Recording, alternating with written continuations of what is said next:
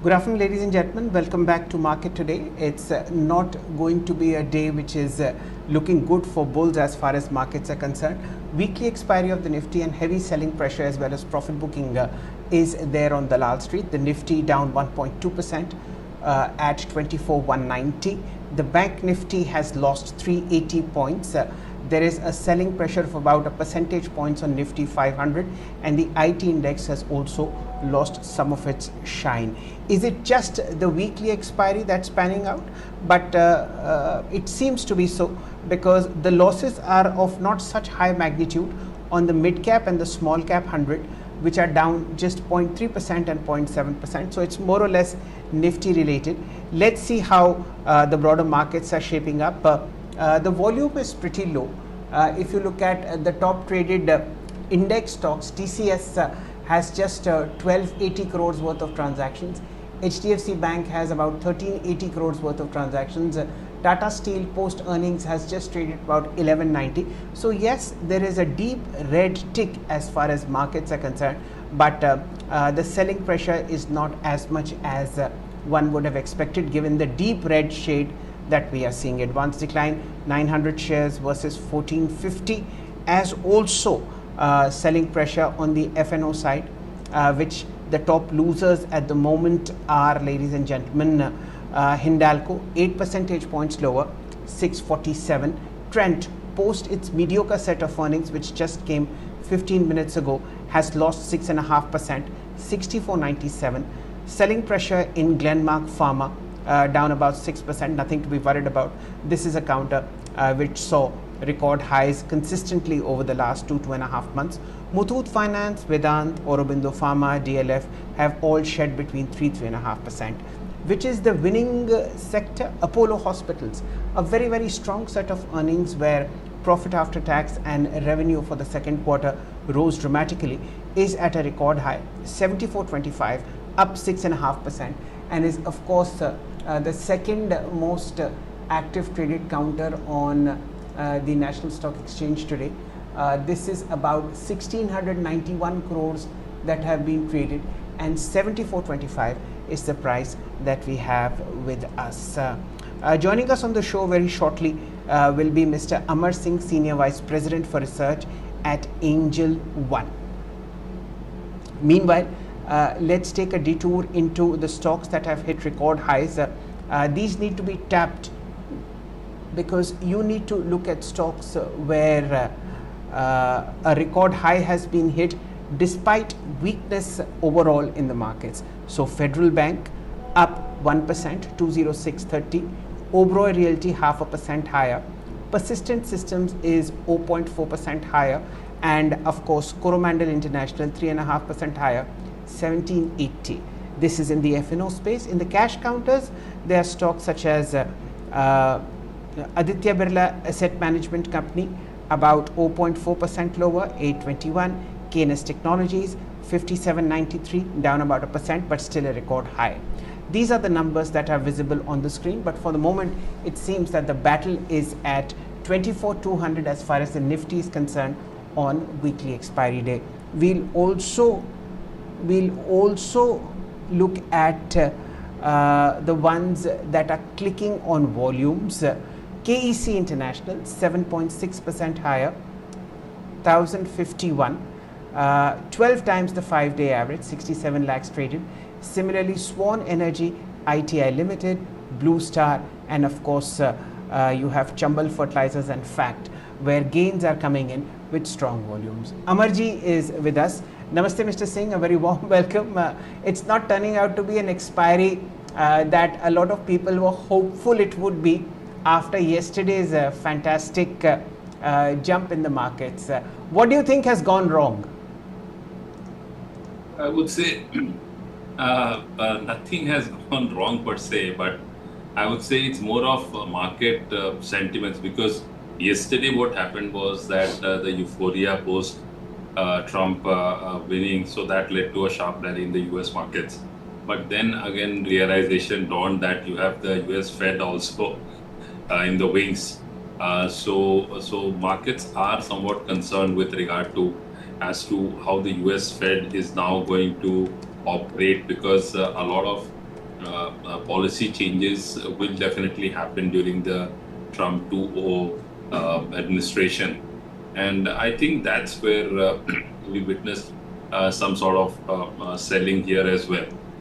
So I would say it's more of because till the time we don't see the benchmark index, like for example Nifty trading below the 23,800, the recent low, we could witness some sort of consolidation. But yes, investors and traders alike should be prepared for increased volatility in days and weeks to come, because the new US administration, I am of the view that they would take some very strong and bold steps in which could impact various sectors and industries, because that's what they have been given the mandate by the American voter. So I think, and they would act rather fast on that. So I think that's one factor which could definitely play on the markets. One, secondly, the US Fed surprised everyone by a 50 basis points rate cut. Again, we have to see as to whether they go in for a further rate cut, or will they maintain the status quo, or and what's their statement going to be. So these are certain things which I think the markets would really look at, and also some sort of profit booking definitely would have happened post the sharp rally that we saw yesterday. Right. Amarji, in this kind of an environment, what are you advising retailers at angel broking, given the fact that a lot of people are very anxious to deploy cash at current levels? Would this be the right time?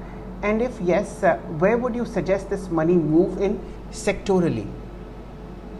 So if we see, if you look at the markets from a long-term perspective, then I would say there's not much of a concern right now, because concerns are definitely there, but concerns will always be there in life and in markets. But the big question is how much impact are they having in the market? So from that perspective, and for example, in talking about India in specific, definitely investors should look at investing in a systematic, disciplined way. They could look at ETFs also, benchmark ETFs, wherein they get a lot of diversification. So that's one area where they can look at, for those who really are not very much inclined towards spending the time themselves. For them, it makes a lot of sense from a long-term perspective. Those who are looking at spending their time themselves, learning themselves, for them, there are certain sectors which could be rewarding in terms of pharmaceuticals. Was one which we've been talking about for quite some time. So pharmaceuticals is one sector which definitely one can keep a close watch on, because this stands to benefit from the Trump administration, provided they do what they've said, because they're also looking at cutting down the costs in medical. So there we could, Indian companies could definitely gain. Apart from that, a lot of on the manufacturing side also, there could be definitely gainers with regard to the known Trump's position with regard to China. So so there companies would on. As far as IT is concerned, that's going to be a challenge, because on one side we are seeing the US dollar appreciate.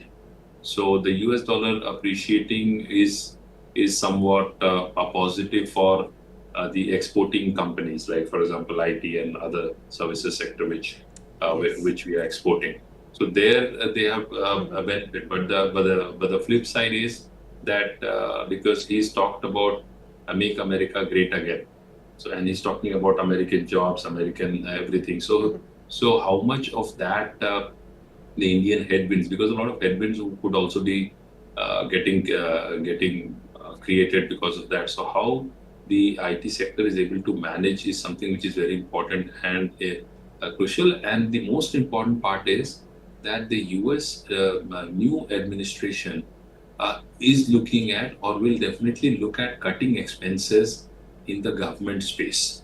So where trillions of dollars are being spent, so there a lot of cost cutting would happen, and I would say excessive expenditure is definitely going to be curtailed.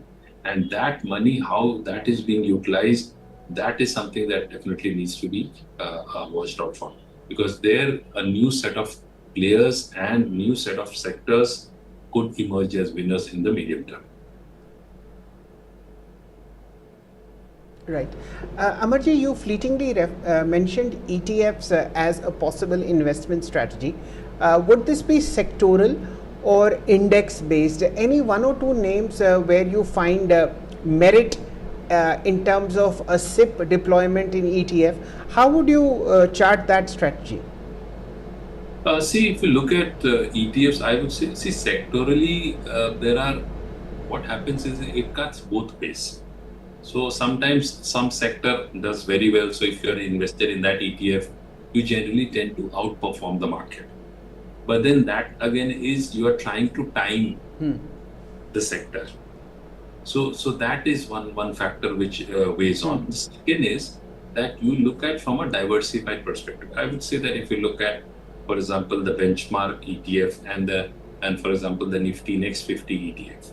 So what you're looking at effectively, or the Sensex ETF. So what you're effectively looking at is the top maybe 50 and 100 companies.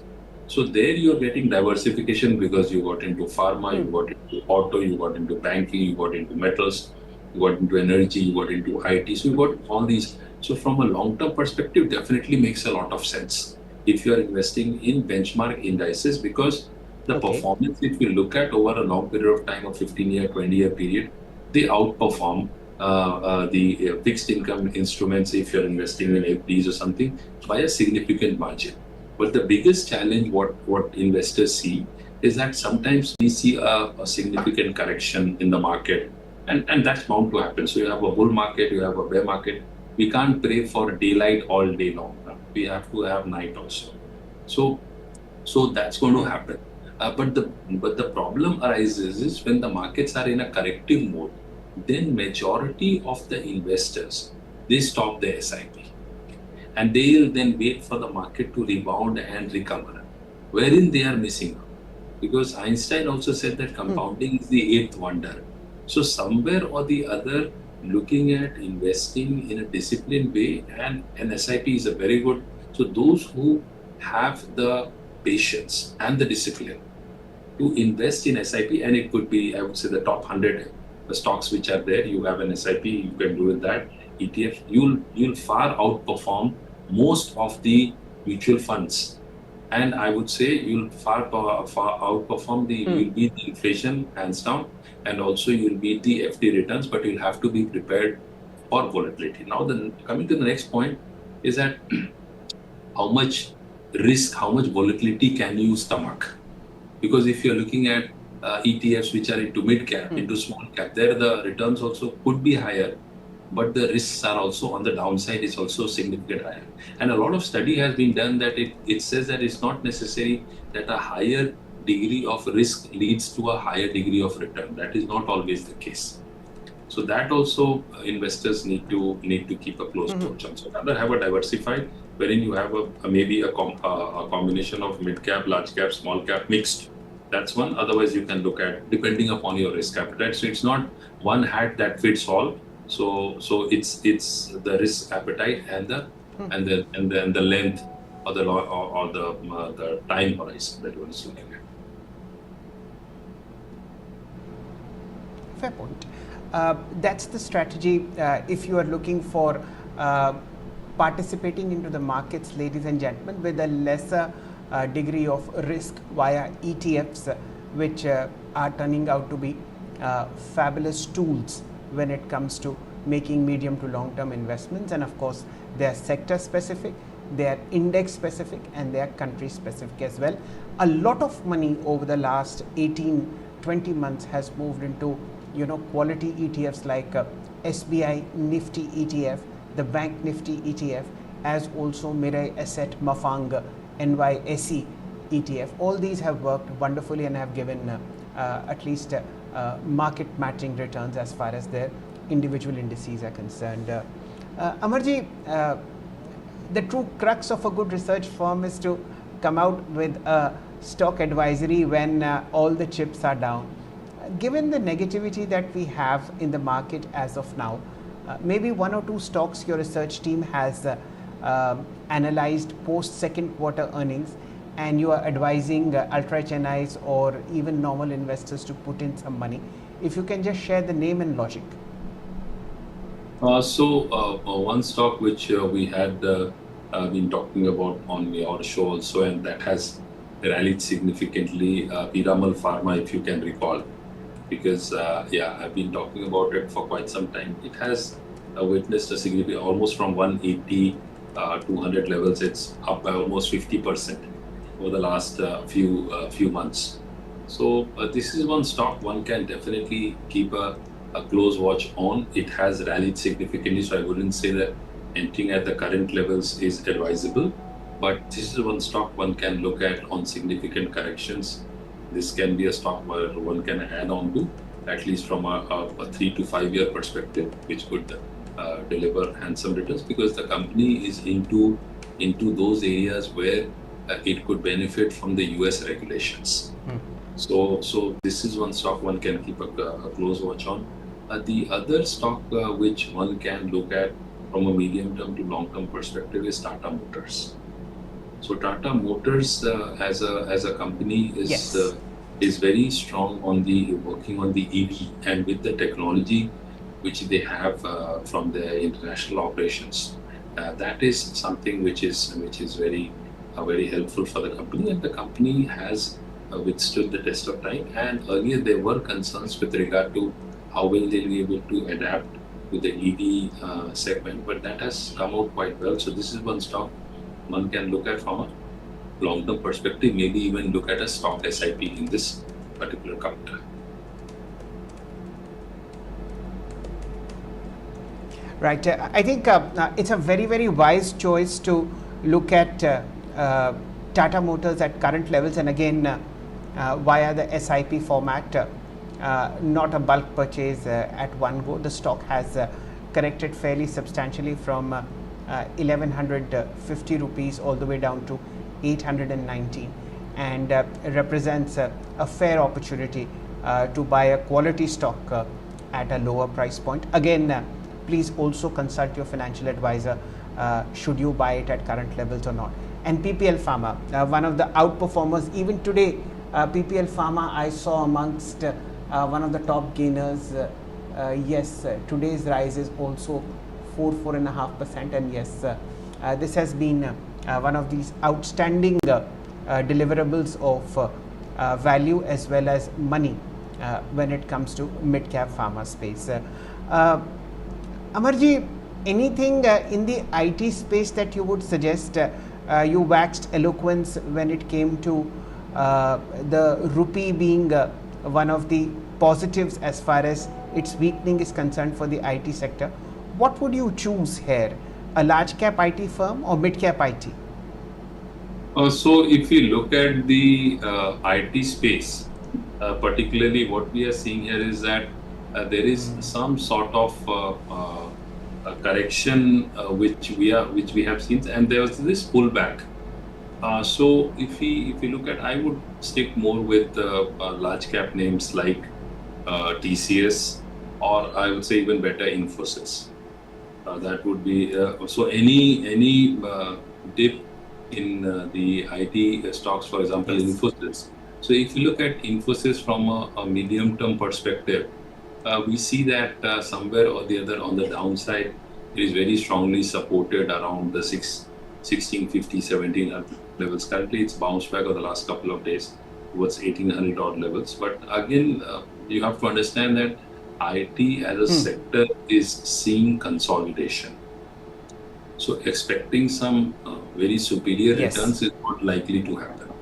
But it's very good from a short-term or a medium-term perspective, where on corrections you add on to it, but you know that higher side or the upside seems to be capped. So for most of the IT stocks, the recent highs which have been made, they are going to act as very important tops for the market, because fundamentally also, if you look at, a lot would depend upon the policies of the new US administration as to how they view the businesses which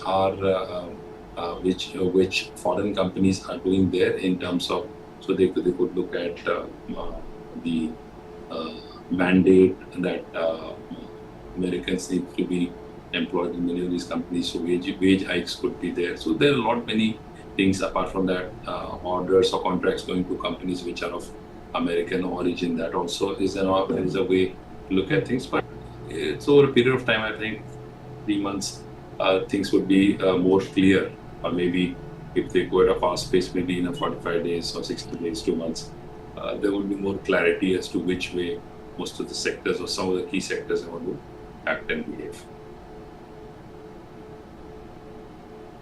Right. I think one thing that this correction that is ongoing in the market, Amarji, will do is perhaps lower the lofty expectations that newer investors are having about the market की आओ और एक महीने में पैसा double, एक हफ्ते में पैसा डबल, एक साल में आपको एक इंडेक्स 70-80% रिटर्न दे सकता है. But let's hope that sanity prevails in terms of expectations being reverting back to the normal 15-16% gains.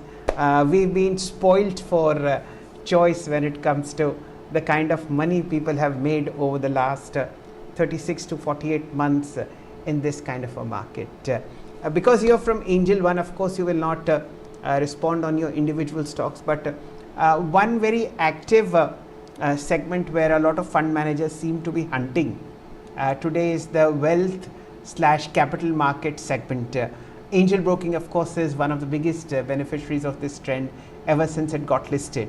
But in your mind, what would be a more secular, more, how should I say, medium-term outlook as far as a stock is concerned from this space? What is Angel broking's top pick in the capital market segment? Okay, so see, here I would just like to add a couple of points here. Is that, yeah, it's true that investors need to temper their expectations, and if you look at the best of the best fund managers, not only in India or abroad, I don't think anyone averages more than 25 to 35% annualized return. I'm talking about the best of the best. There are some exceptions who have managed 60%, 70% also annualized over a 20-year period. So, but they are exceptions. They are rare. Like Jim Simmons was one of them. Ed Saikota was one of them. So there are few such traders who are there. But then again, they are both long and short sort of traders. But if you are, and if you look at the performance of the mutual funds, if you look at the performance of the indices, anywhere, any returns which are in excess of 14, 15, 16%, 18%, they are very good returns. If you get higher, the better. Now coming to your question, see, we have to understand that we are still a very under-penetrated country in terms of the stock markets, and we have at least a 4x, 5x growth opportunity from here. So looking at exchanges also, because you've got some of the exchanges also listed entities, so they also can be looked at from an investing perspective, yes, from a long-term perspectives, because definitely there would be a lot of opportunities for them as well. So one can look at the exchanges from an investing perspective.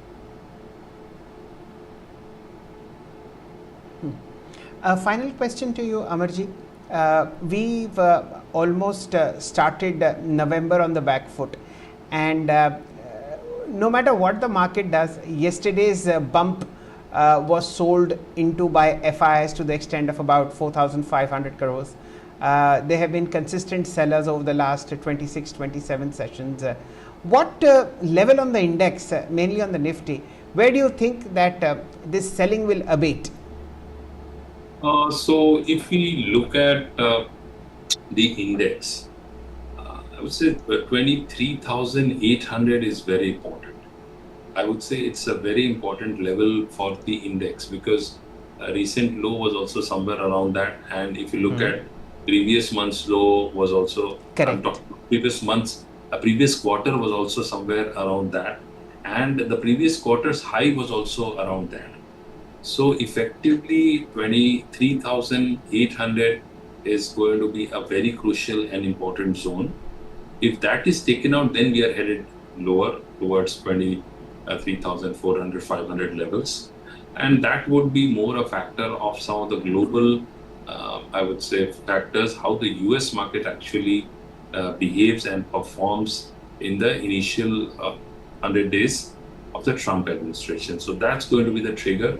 And yes, definitely Federal Reserve's actions and statements time to time. These are two factors which would have an impact significantly on our markets as well, because our markets to a certain extent have definitely discounted the earnings slowdown. So no doubt about it.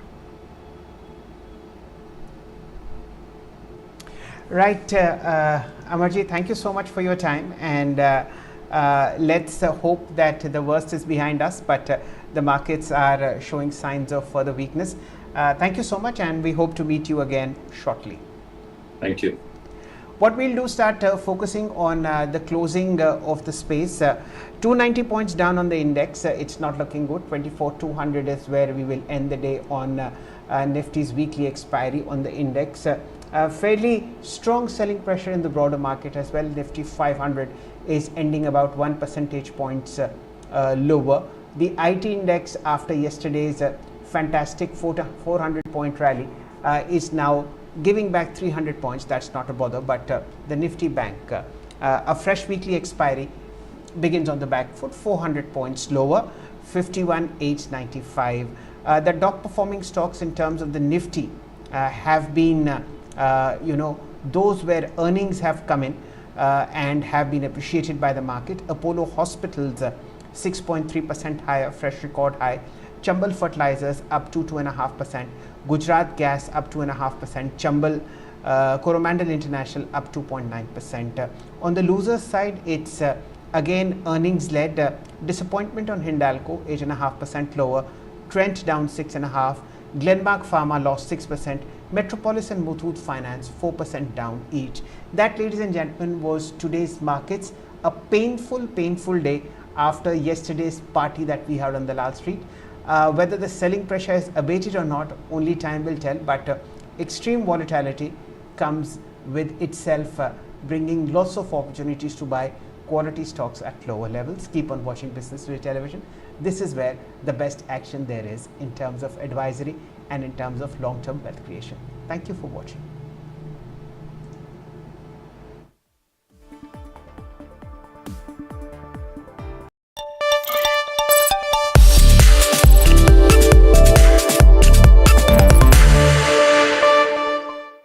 It is day one after Trump's victory. We are right outside Mar-a-Lago, which is where the clubhouse of Donald Trump is.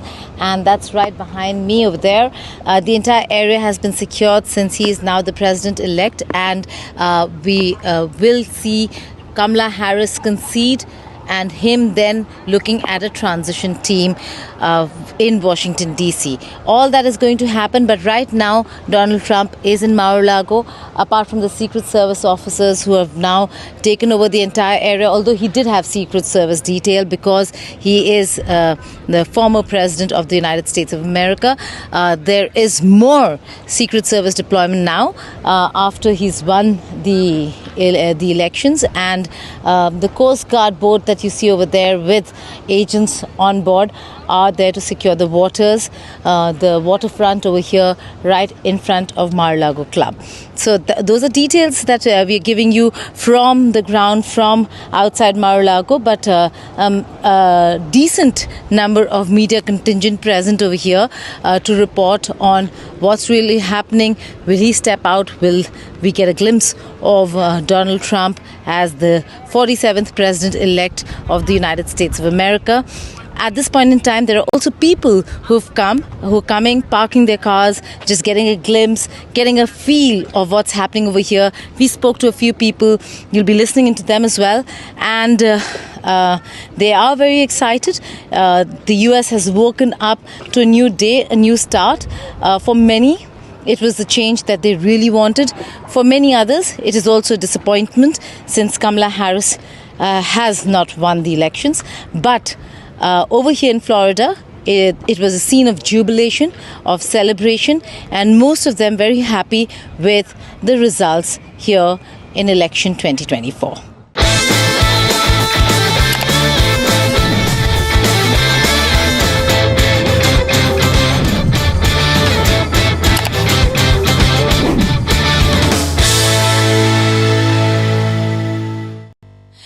Joining me is Mr. Hemant Jain, President, PhD CCI. Thank you very much, Hemant, for talking to us on Business Today, India Today Group. You've had a key important meeting today at the Ministry of Finance. Next budget is round the corner. We've had a lot of big announcements come in 2024. Tell me, what are the key highlights of the meeting that you've had? I think the key highlight with the Revenue Secretary is I think he's very, very optimistic. Sanjay Malhotra Saab had given us time for an hour. We continued for 2 hours. All the points raised by the committees were discussed. They are actually looking at making ease of business going to the next level. Of course, on numbers, we expect them to bring a larger budget outlay with 51 lakh crores. We expect the capital expenditure to increase from where it was to about 13 lakh crores. But the key thing which is most important right now is that each and every point which the industry had raised was discussed and was debated and taken forward. And I think we are making a representation to the government, and we are very hopeful that the government will listen, and the government is listening. I'm sure they will implement a few of them in the budget. India, which the ease of business has always been growing, I think from the past 5 or 10 years, and I'm sure with the current budget and with this kind of policy makers, we would be in a position where we'll be in the top 10 of the ease of doing business. This is what we are looking forward from the government. Okay. Of course, coming in the last night's announcement where also, Donald Trump has taken over the president of the United States again, paves way for India and US relationship. Anything discussed in the meeting? I think it was more discussed on technical matters, but yes, Donald Trump coming as the US president is a big boost for the Indian, and it's also a big boost for, I would say, the growth. The world is looking for a growth, world is looking for reforms, world is looking for better life. So that's what Donald Trump stands for, and I'm sure whatever is happening in US will be transformed into India also, because US is the #1 economy in the world, and it has a global impact whatever happens in US. So, we see that in the meeting today, that was more proactive, more reforms, and more growth-oriented budget. Okay. You did talk about the higher capex that could come in the next budget. In total, what is the kind of budget outlay that we are looking at, and any specific discussions on the direct and indirect tax norms, because you've met the Revenue Secretary? I think we had about 50 points to be discussed, so I think you need to give me half an hour to discuss all the points. The key highlights only. But I think what we are looking today is mainly, I think, like I said again, ease of business. There are certain tax anomalies which were discussed and appreciated, and the government and the Revenue Secretary said that he will evaluate all of them. And there are some things which they are saying that they will evaluate and come back to us. We need to give representation again to them. But I think the key factor here is that the government is listening and government is doing what is supposed to do. Among the 51 points which we had raised, I think a few of them, when we raised last year also, 4 of them found space in the budget, and I'm sure this year also some of the anomalies which are there will be taken away, especially in the indirect taxes. Okay, in the indirect taxes, of course, GST is been something that government is trying to simplify for a long time. They've been looking at merger also of certain slabs in order to make it a uniformed exercise. Was that any of your proposals today? Yes, I think there is, government is looking at uniformity, government is looking at reducing compliances, making it more and more customer friendly. So yes, it was discussed in length, and they are looking at changing some of the norms for making it easier for the taxpayer to submit their applications. Whenever there's appeals being filed, how do you resolve them at a faster pace? So all that was discussed, and I think we're very happy with the outcome of the meeting. I think it was very proactively taken, and I'm very, very encouraging. Okay, one last quick question is on the comprehensive direct tax review that FM had announced in the last budget, that she's working on it. In fact, CBDT has also been working on it. Any updates in today's meeting that you discussed on it? So I think the world is changing, and the world is changing fast. The new age has new requirements, and it was about time that the government reviewed this, and I think it was discussed, and I think it is on the fast track, and I'm sure the government will be implementing it very, very soon. Tell me also if there were any discussions on the personal income tax. Always it's the middle class asked to get some kind of relief. I think it's not an ask, it's a need today, because I think the middle class has a huge disposable income, and if you are looking at a higher growth, then we have asked for a reduction in the slab from higher slab of 30% to 25%, and the Revenue Secretary has discussed, and he'll say that he will discuss with the team and come forward. But yes, I think it's not an ask. I think it's a need today for the Indian economy to bring that money in the hands of consumers, so the economy can go to the next level.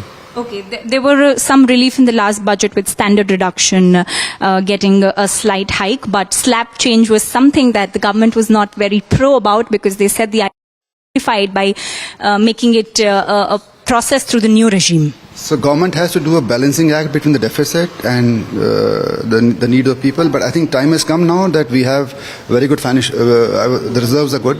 The economy is, I think, the best in the world.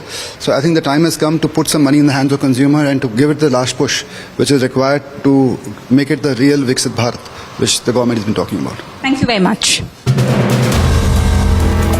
If you like the video, do like, comment, share and subscribe.